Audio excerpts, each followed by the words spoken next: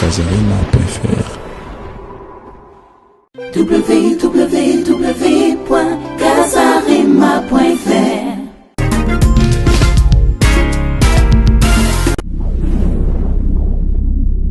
Casarema.fr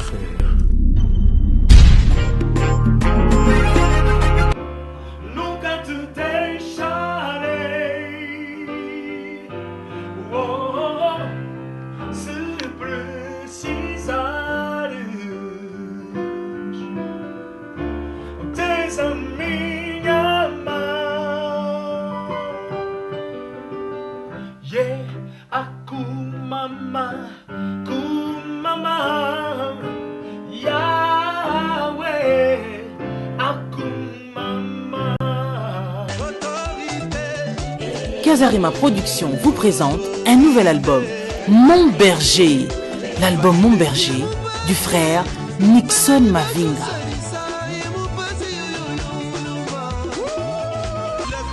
Frère Nixon Mavinga, bête la biso louange non-stop. Bananzambe babina.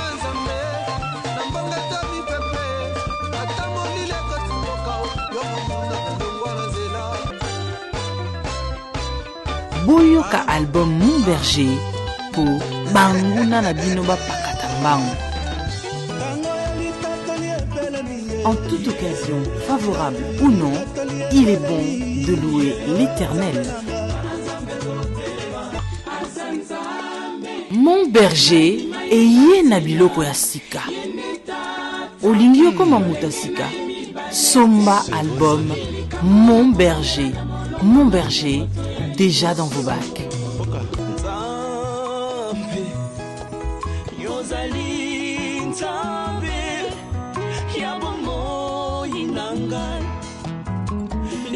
Retrouvez votre album Mon Berger chez les meilleurs disquaires.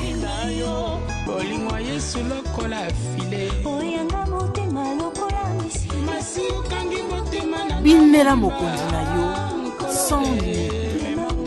Album Mon Berger, makambo ya sika.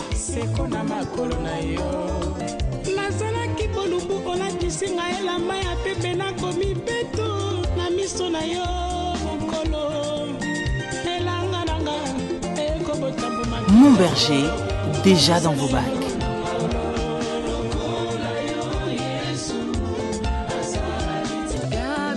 Olinyo ye bandenge babini la kabukonzi. Oya kufa pe asekwa. Somba album Mon Berger. Disponible sur casarema.fr/boutique.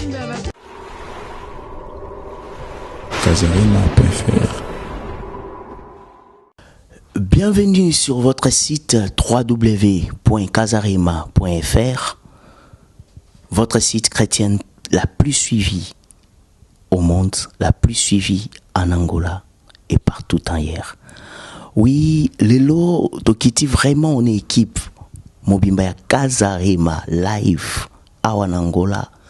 Tokiti Toyeko découvrir, te faire découvrir Bino, un grand musicien, un musicien gospel. Oh, tout ça la fierté ya mboka Angola. Lelo Toyeko découvrir yé. Beaucoup découvrir yé ba talent na yé na Casarema live. Pe Torolobela moi muke na concert oyazako organisé. Un concert oyaza, un concert international oyazako organisé. Bonjour Papa Nangaiki. Bonjour Papa. Merci bien pour l'invitation et pour la visite. Na osenga liboso lilingi pour na lingala na ngai ego za moi difficulté so na moni bien te na ole kana français bien na anglais même en portugais za malamu pour na meka pour faire nous comprendre comme na ngai Guy Destino nazali na sengo mingi pour na yamba bino awa na botama pour na Silent Nzambe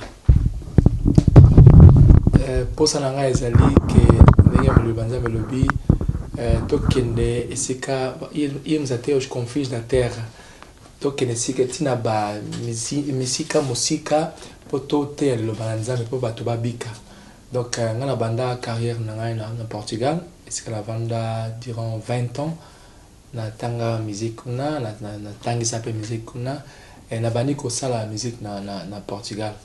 Et oui, bon, après que ça, le Portugal, après 16 ans, le Portugal, na zongi na Angola, voyage de Boston, na zongi après 15 ans comme ça, la salle qui premier concert avec 300 voix pour la salle direction chorale, la chorale, la bana pe la chorale, bon, tant que porte pe la tangi pe direction chorale. Alors la salle concert na Portugal avec 100 voix. Bah conseil nous c'est dans YouTube hein sorti ka guide scène sans voix na porte na Lisbonne et au monde na sorti pe guide scène avec 1000 voix ici en Angola et au monde na banda na Portugal 100 voix na y en Angola tout ça là qui 300 voix non 250 voix 300 voix 500 voix et 7e concert en Angola 6e pardon la salle qui avec 1000 voix. Maintenant, 7e concert, on a préféré la salle à l'Orom Soussou. C'est bon, si na Monique, si na Yebi, bon, enfin, qu'on l'accepte, mais si na Monique, on a l'Orom Soussou, l'Orom Moko, c'est la plus intime entre Ngai na bateau bakoya kuna pona na posa penza na souhaite mo na bina na lingi que Angola iyembela nkolo ndenge ya lingi na mozindo ya lingi toyembele na molimo kanta ya Senhor cantico novo e tokai bem diz a palavra de Deus. Psalm 33:3 elobi toyembela nzambe nzembo kitoko nzembo ya sika et puis to betela ye malamu ngasi na beti na Portugal na ngalo bete pas président de la République José pardon Cavaco Silva tant invité ngala ke bete na ndako na na YouTube na internet na se préoccuper qui quand même na sa elo kondo to la tamalamu to yemba kitoko pour to bete pas président de la République qui est Portugal donc ça tant à peine dans ma premier pas tant on a bête pas ministre na assemblée nationale pas président tout ça ne se préoccupe pas quand c'est sur la qui va oui aux amosala nzambe asali musala malamu et chaque façon nazo bête li kambo na sala na bête la nzambe de linga bête en vraiment combien le bina qui donc nzembo kitoko plutôt bête en malamu pour être yale amleki façon le kombo ya wana na linga ki après avoir que ça ba conseil wana linga ça tiko conseil moko na koyembisa te na ça fait 1000 voix te na linga adorer donc ça ma adoration de na comment on dit en portugais impactar comment on dit ça en français quoi tirer quoi dominer bateau quoi tout donc na déranger nzambe na adoration na biso mais avant et ça la maman il faut que bateau bandi na Yesu pour parler nzambe le bible na biso nzambe zo luka ba oyo ba ko adorer avec esprit et avec vérité hein et ngana yebi que pour nous adorer nzambe avec esprit et avec vérité ce qu'on dit là Yesu te dit là nzambe c'est impossible pour de faut ça donc faut ça la nouvelle créature donc créature c'est comme ça on dit hein il y a nzambe donc oser botami asika le so botami c'est donc ça na molimo mo ça dépend na yo wana ndeko adorer donc yango na souci mingi na kende sika dos na kenza ba tina ngai na gagner ba ame pa nzambe na biso sepela et puis après ça batwana ba ko kumisa ye ba ko adorer avec esprit et avec la vérité papa qui au lobby na biso au bandi na Portugal mais awa Angola ton olongwa kiawa l'inspiration ya koyembezala ki na yote na longwa ka avec 17 ans na longwa ka apona ke tanga chimie na Portugal dans la tanga école secondaire papa nanga longwa ki aragana na Portugal akota nga na beta na disco pour professeur nanga ya piano amemanga na disco na kinoko na beta na place ya un musicien à voyager qui maintenant na komi kuna professeur nanga le bit non faut ala kuna donc papa nanga kenaki amoni pour papa nanga na kala aningaki tena na tanga musique donc alingaki na tanga pour yaza métier do aninga la musala ala munganga do aninga la pe musala bango bina sala nenge na sala chimie ou bien ça la tanga diamant tout ça ok ngai avana botama papa na mama basambela ngaza moi alboso basambela ki pote mama abana ko zoaze mité donc basameli comme Anne na Bible alobi nzambe pesa biso mwana so pesa biso mwana mobali to pesa ye epai na yo asalela yo après 6 mois pe comme la Bible nabota maman Zwezemi nabota mwana mobali. Alors avant la kende je vivais avec frère Toko Tutonda aza cousin na biso. Donc avant à partir de 14 ans donc il y a qui comme professeur dans les bossons na kasa ndako donc na lala na ye na ndako chambre moko durant ce qui 5 ans. Donc avant la kene na ye ko la bosso musique pas papa ya Tutonda. Donc bon imaginez que surtout là la bête moko dans to banda qui doit to comme donc na ye ko les mingi pas na surtout si la composition harmonie donc na ye ko les mingi pas faire Toko Tutonda. Avant de voyager, nous avons déjà un choral là en Angola. On a déjà un choral. Avec 14 ans, bien 15 ans, nous avons déjà un choral, tout ça. Donc, on a déjà quelque chose dans la musique. Donc, on a imaginé qu'un jour, on a la musique, on a les tout ça, mais on a déjà toujours de musique. Quand on voit ça, on a Kishasa, on a Kibanamike, on a billet là, on a Kibanseke. Donc, il suffit là-bas. Dirigeant donc d'abord tout ça m'a ramené on a dimanche na tombo quelle vocation déjà banda qui banda donc so ko sali bonito que l'église donc à part école de dimanche na nio que école de dimanche mais il faut la que culte c'est na sala la kwanza bito qu'on a kala ya kwanza bita ba yimbi ça donc j'ai beaucoup appris avec lui donc na sala musique en Angola mais professionnellement donc okoki koyebisa biso première composition na yo? Première composition na ngai ezalaki ya chorale. Bon première composition na ngai ezalaki na Congo pardon la note so mi do re mi fa so mi fa la si do do re mi re do re fa mi re mi fa so la mi fa la fa re do si do mi re do si do et puis après refrain ezaki na Congo. Donc premier composition ezaki wana dans la salle yango na pesi on paya Toko amoni yango asali ma arrangement et puis allez bon fait après wana ba composition yaki belé bon na habité wana chorale mais première composition na ngai ya genre gospel. Il y a genre gospel. Zali gospel, bon, net style, hein. Style gospel. Et la troisième chanson, on peut se dire disque, et ça on a Portugal. Jésus est le Seigneur du Seigneur. Jésus est a luz que brilha meu viver. Seu sangue verteu se na cruz por mim. Oh, quanta alegria meu coração.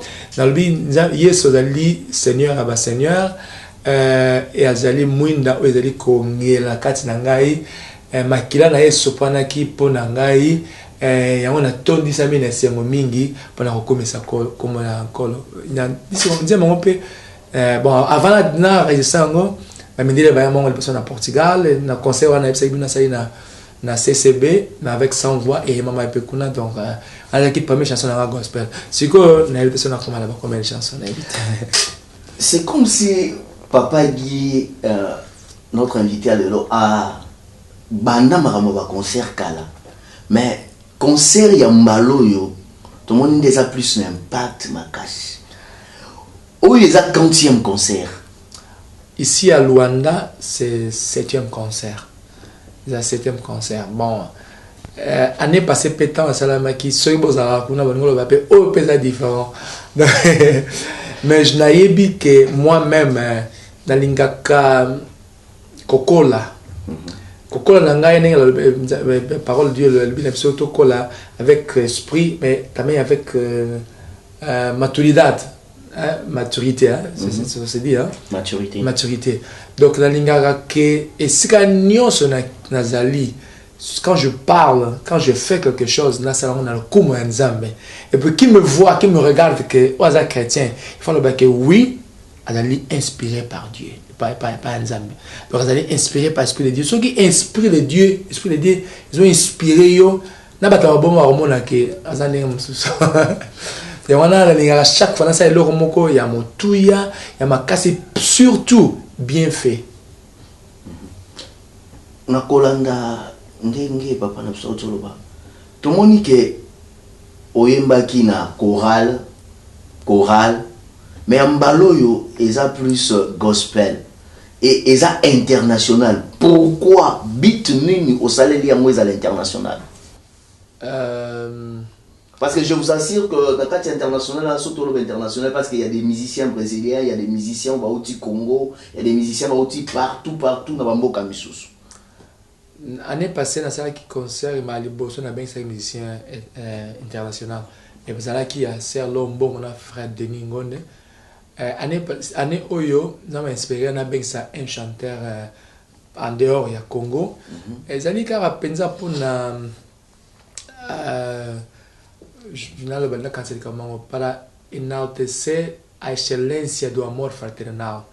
Para tombola excelência bolingo fraternel. Entre Bible au quão bom e quão suave et que os irmãos vivent en union. Donc, c'est l'amour qui toque comigo pour et pas vivre ensemble. Donc, lilo bazaka amoko nzembo ya nzambe dali nzambe. Donc, dénominateur commun na biso dali drapeau ya Yesu. Donc, la lingi mingi penza que bolingo ezala penza emonanaka, hein? Donc, pour ça, linga mutolo bate ko linga raye na yebte so na biba moi c'est na que chérie je t'aime si quelques jours na le bien monté donc amona ngoza moi être de so lingi mutu faut l'axameda ko lingi donc na linga ki to sala na landi on zamba l'exenga na sala na ben ça va congolais na ben ça brésilien année prochaine bon na yebte on zamba ben ça l'axenga mais toujours pour na ko to sangana pour les lots na moni bande ko na biso ba musulman. Mon bango bazaka plus uni que biso ba chrétien. Na kenai na Dubai na katia na Dubai na loué mes chauffeurs as musulmans. Donc il chaque 4 heures 3 heures ceux qui tant on ressemble les coquilles. Abi va ben un pasteur have to pray. Aketi akenani no ake sambela. Et puis on ressemble à côté de na bango kuna ba sambela donc ba basana ba loi na bango mais biso ba chrétien la Bible et les mots za sur le rôle la ndela rolandate donc ba tradition na biso comme le biso makasi ba culture na biso comme le biso makasi biso ba inventer que comme ce que karami a na se karami na likolo donc il faut inventer loi mo repé karama na se karama likolo biso ba mo na Bible ndenge moko ya étrange donc na ninga mingi donc comme nzamba ponanga pona sala ye likambo na lingi mingi sala na koma yesu oyo ko sala matanto za la biso kuna na likolo pona likolo église ozalate que nga yo église na baptiste yo missionnaire ça ce qui nini biso nyonso na église universelle donc oyo to sala kuna likolo nzamba to banango a na se donc to sangana lisanga le ba pa Lazare na on s'appelle mingi likambo papa mombaya bana sala atako to azwa mbongo te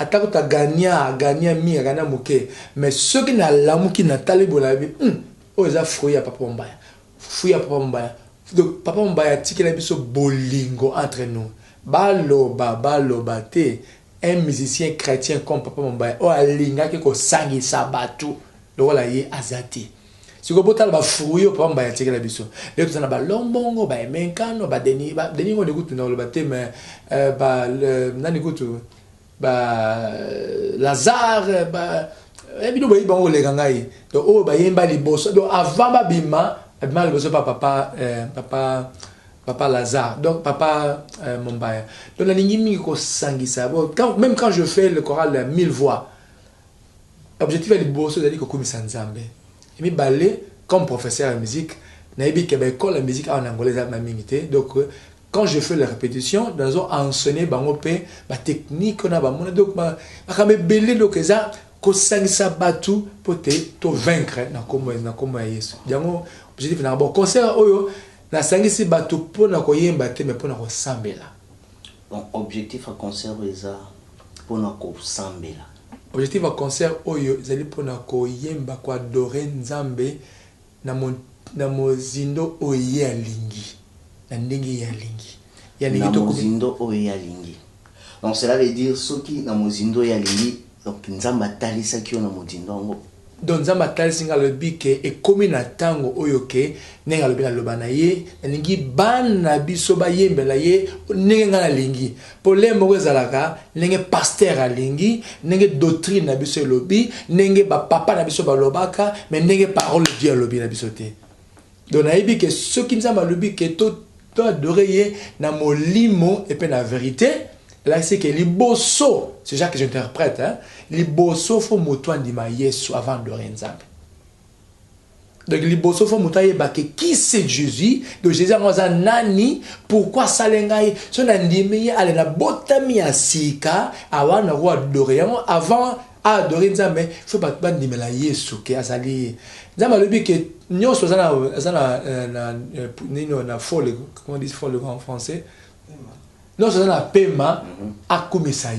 Quand commissaire, quand louer, c'est une obligation à biso. Mais quoi adorer Nzambe, c'est le donc quoi adorer Nzambe, c'est réserve mon domi. Motouya, donc adorer Nzambe, c'est li oye oye azo signifier pas na yo. Donc yo adorer Nzambe, oya la qui c'est pas na yo. To louer Nzambe pour na sala bi pas na biso, hein. Biso to louer Nzambe na oya sala pas na biso. Na manso ya sala ngai moto apesa ngai vie souffle de vie apesa ngai don apesa ngai moi si apesa ngai moi apesa ngai tout donc nazala histoire pour na louer Nzambe na ngai mais adoration zali pour na batu oyo bandimela ye o batu ba botami donc ça c'est ça que j'interprète donc so on demande Dieu c'était odoye ne pas pour na yo oyebi les kamozo représenter yo te donc donc yango souci donc c'est Nzambe la singa pour na sala pour na concert oui bien aimé c'est que nous pour découvrir ma talent à l'un d'être musicien mais il y a aussi des talents de la parole et Fantina Kati papa na tuna yo mutuna moko na ba chanson na onyo sotu ndingo sala banzemo na onyo sotu nzembo nini autant moyemba kozo sentir vraiment que la main de Dieu le bon on nzambe zo sala place wana eza na banzembo msuto yemba ka meza nzembo moko so na yembi yango nazo mona vraiment que oui nzambe vraiment kiti bon nzambe ko kita nga banzambe kita ndo nzambe azali ga bana biso chaque fois nzambe amimoni sami tata msuto pour ndenge wana nzembo ngo zali sotu HDOsh kaka yo ozali nzambe na sala disque ezali deuxième disque na ngai ya tibino za na 7 disques 6 disques normal gospel moko ezali ya Noël na 2 DVD na sala na Portugal mais quand la sala ki deuxième disque o ba msuba lobaka eza meilleur disque bon bato bata balanda ba carrière na biso balobi ke eza meilleur disque na sala ezali surtout HDOsh disque wana nzemango pour wana kutu na sali ta na bon sina tanga ja musique mais wana na sali cours ya direction chorale te mais ba harmonie eza kuna malobe eza kuna na yeba na sala nzimo na te na yeba te ba bien ngo surtout na relation bino pe na disque papa yo kamo ko yemela biso mo mkete eza adoration na te mata refrain voilà ngeza eza kitoko te eza nazali Babé on est nazali cassé sto roko angine peut-être voix ça cassé rock donc naza eza kolemba le na yemaki na 6 ou 5 cette place pour cette église na radio pe na na sali concert mon mini concert mon na radio pour na sala promotion à concert ya dimanche prochain mais na omeka na refrain de biboy não há igual como tu, com teu amor, tua grandeza e compaixão, as nações que fizeste se prostrarão ao Senhor, és Deus. Le bi moko te azali lokola ye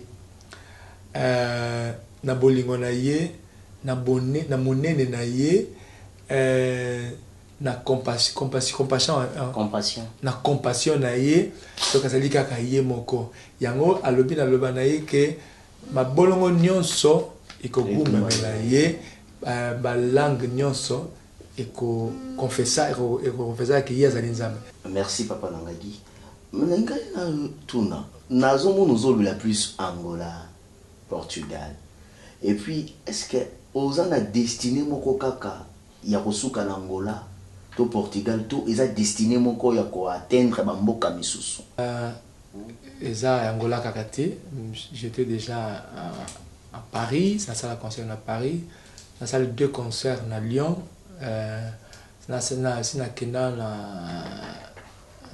Pardon, en Afrique du Sud, Mozambique, Hollande, Belgique, dans la Canada. Je ne me rappelle pas. Mais on a une salle ici, la salle Ming. Bon, enfin, on a le Béli Ming. Mais l'objectif, c'est que Angola. Nous avons le but de Kende, esti mamboka musika tote ya lubanaye. Maloba ya Nzambe, eza universel pour l'absonio. La Bible est à moko. La Bible est interprétation de la rébellion, mais elle est à moko. Donc, na sala vanzien pour la batunion. Même na Congo, Bakongo, si siko son na salité pour la monaka, na na moni mutu moko ta epesinga proposition, proposition epesinga proposta, comment on dit? Proposition. J'ai bien dit. C'est une proposition qui a mal là, mon gars, pour batmi ça aussi bailanga déjà. Frère, il y a 4 ça la boy, na sala boy, na sala boy, na sala boy, na sala boy, écoute na boy, na boy, na boy. Au moins écoute, t'as comme ça. Neni, papa moni. Alors, comme tout le bague de bandeli, dans un élika que Kazarema, alias Miss Yamine et puis Asuka. Que tamsu bo bozananzela oyeko sale sapona ba composition nzamba pesingai et ça la bénédiction pour la batu na Congo Brazzaville, na Congo démocratique et na ba pays sur le français bien lingala et na suka awate. Donc na bandande na bandande Angola te comme je disais na bandande na Portugal où j'habitais 20 ans donc na tangala kuna sala kuna la bandande carrière na Portugal c'est ma zone en Angola na quel pays nous soit en Europe, Brésil, na Brésil, na Argentine aussi. Donc comme Kinshasa, ils allaient payer beaucoup de biso comme le Roloba, tout le baka, tout ça le langage moko, tout le balingala, on peut biso bangolais tout balingala, on peut balingala. Donc les appels na manzembo ya lingala, belé manzembo français. La salle écoute il y a 1 année ou 2 ans passé la salle qui disent que moko il y a manzembo na nyo sur lingala en français, titulant comme Jésus t'aime. Et ça là qui en France, en France, mais soyez là comme les chasaté donc c'est quoi que il me l'a sorti un moment ya lingala te. Dis moi écoute lingala exact.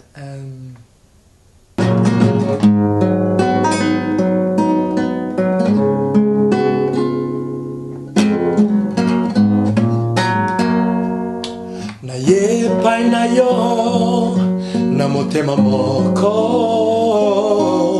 na mitike pai na yo ozali nzambe elikia na ngai ezali na yo makasi na ngai se na yo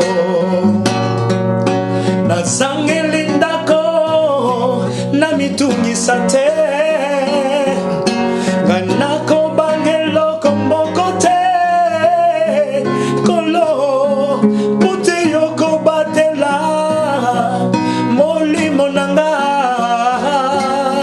ganako bangelo komboko te kolo nangai elikia nangai ezali na yo makasi na ngai se na yo.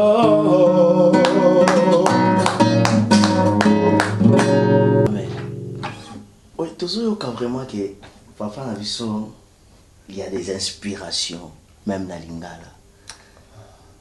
Est-ce que toyebi origine papa aza Congo biso batawi biso batambana mais to se retrouver ndingini koko na biso aza kuna na makela koko na biso aza kuna na soyo kuna na kati Kikongo.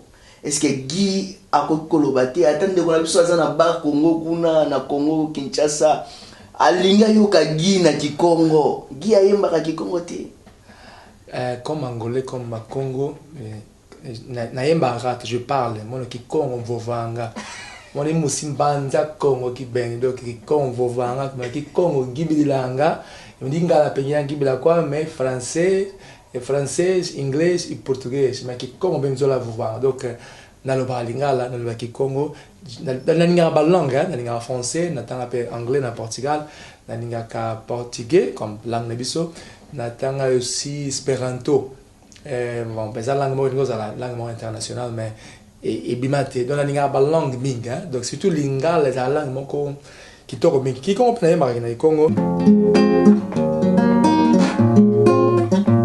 yandi fuma salu fumu ya keleka yandi kaka fumu ya ludi gena yekese kese musadila yandi kaka olungi sange silumyandi myoso yandi fuma salu fumu ya velela yandi nzambembe mawonso matidi pavala shilo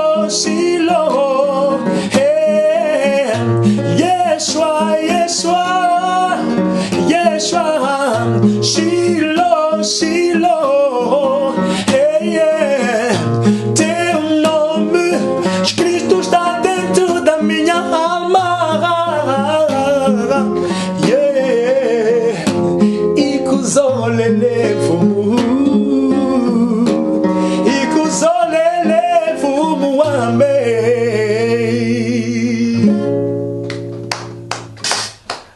Vraiment de tout tu peux découvrir de qu'on a vu so toyo qui est mais après si so interview oyo Aza en pleine préparation d'un concert. Donc, si vous voulez découvrir bien, Médiki Destino, na YouTube, Betini surtout. Il est vraiment en plein préparatif d'un concert. Mais après concert Oyo, Oyo dimanche Oyo, tu vas y aller sur la partie de la mission à Kazarima Live, tu vas solo là, Moulaï. Mais quand on a été na Kazarima, on découvre le concert il y a Guy Destino. Quand on a pété, ne live ça nous kaka. Imonère nene na kati yango la. Oui, message nini papa okokopesa bandeko nyoso tu bazolanda yo pona concert pe message nini oyo za ngo posa o exprimer libota na nzambe eyo kayo mbaola na Kazarima Live. Message oyo nzambe azola sangai dernière fois ezali koyeba kobanga nzambe. Koyeba kobanga nzambe ceux qui mutu abanga nzambe na témoignage na ye ezali loko mosusu pona kobanga nzambe lifosi liboso foto linga ye makasi lelo ekoma na komema lisumu wana te pona kosala concert lobby na komema lisumu wana te pona na poste na kobanga kokende na lifelo mais un bon chrétien il faut atika akima lisumu pona bolingo aza nango na nzambe na ye. En tout cas, comment on a reçu la montée pour nation, na salango, motema ya moto nga linko leka batu nyonso na mokili, et vous allez blesser. En tout cas, si vous avez bolingo na nzambe liboso, ndenge ya lobi na lobana ye, oyeba ko linga batu basana peme na yo. Pour ceux qui batu basana peme na zo ko linga yete, bon nzambe kuto, no oyo mona ga yete, o lingene ni lobana nzambe lobi na psene ngana. Donc message na nzambe o lobana nga donner fosali ko yeba ko banga nzambe liboso. Mais linga nzambe wana vo banga et parce que lingi no yete oyeba ko banga yete oyeba ko sala yete donc ezala moi muke vazio ko vazio zali vide donc message na zala ngona penza ya Mathieu Mutuya et que to linga nzambe soko lingi nzambe comme ya lingi oko linga moninga na yo. Soko lingi nzambe okobanga komema lisumu wana zaka nango posa chaque fois biso nyonso zali batwa biso melebine biso lisumu nanga na yebi yango za motema nanga na yebi yango mais soko lingi nzambe liboso okobanga koyokisa motema ya moto yo lingi nzambe o lingi oyokisa ngo pasi po mema lisumu wana te po na yebi ke le futi ya lisumu na yebi yango mais na yebi pe lisusu encore le futi oyo mutabanga la nzambe. En tout cas, mutabanga nzambe, mutu nyonso mona ke oui azali béni. Pour nzambe sera béni déjà. Ata bata bomba mona o azala mona nzambe. Donc yango na ko banga nzambe mais linga ye lisusu makasi. soko lingi nzambe olinga ko moto na peme na yo olinga osala ye et puis olinga ko banga ye encore makasi. Oui, merci chers internautes Ozaki scotché devant ton ordinateur. Toti kozalana papa nabiso Guy Destino Ozaki en pleine préparation. Il y a concert na ye oza dimanche le 29 et ayamba ki biso na kati ya studio na ye neto sololi na ye studio oyo yambaka bato oyo ba musicien msuba yaka kosala misala awa à l'un de musiciens aza professeur à musique c'est un homme de Dieu aussi. Oui, merci na équipe technique nyonso to ya accompagner Kingai, votre humble serviteur Prophète Percy. Merci na GB Bampal, notre réalisateur. Merci na Bino Atubolandi Biso, Mama Lise, Papa Blaise, Adi Londole, Manuela Massamba. Merci na Bino Nyonso Tubolanda Biso. Totiki Bino Sikobo découvrir l'un des chansons Oyo. Ezaya frère Guy Destino Oyo et Salaki. Frère Guy Destino à conquérir Angola. Natiki Bino Bolanda Yango.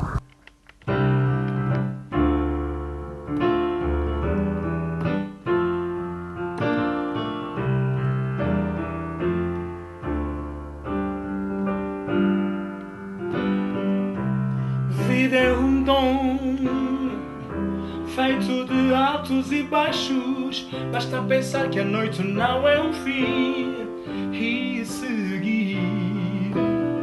Se a noite é o começo de novo e grande dia, tudo isto eu já senti. Tu podes confiar. Contigo estou.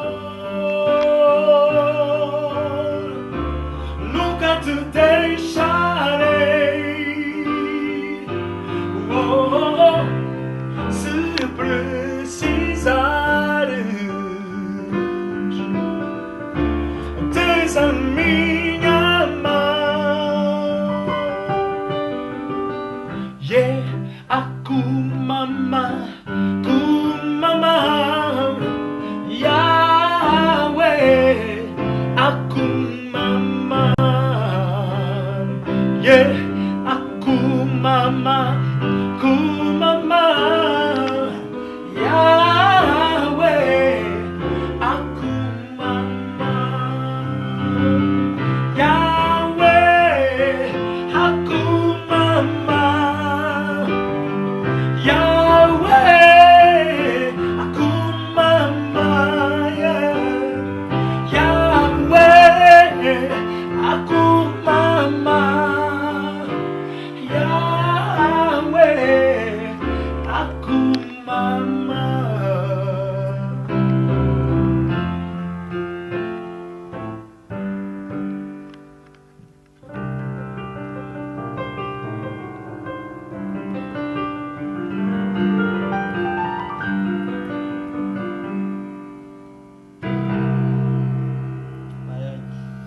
www.casarima.fr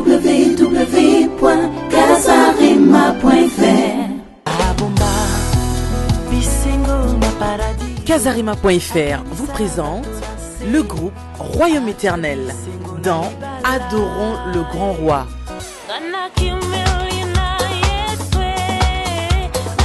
Votre DVD est enfin disponible. Adorons le Grand Roi avec le groupe Royaume Éternel, avec des chants tels que Bénis le mariage,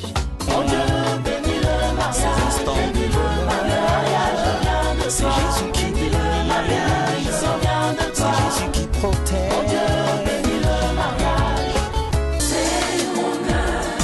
Adorons le Grand Roi, c'est votre DVD. Adorons le Grand Roi avec le groupe Royaume Éternel. Royaume Éternel, c'est votre groupe. Un DVD pour toute la famille.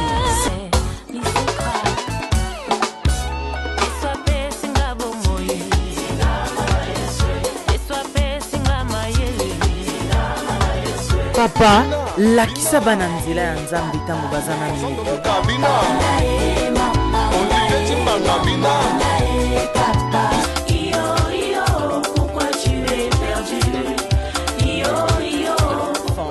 Maman, papa, grand-père, grand-mère, Ce DVD est pour vous.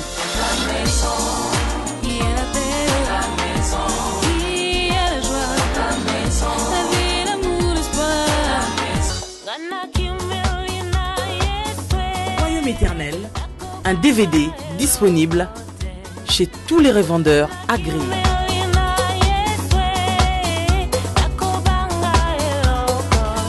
Laissez venir à moi les petits-enfants, car le royaume des cieux leur ressemble. Adorons le grand roi, Ponalibota Mobile. Some DVD,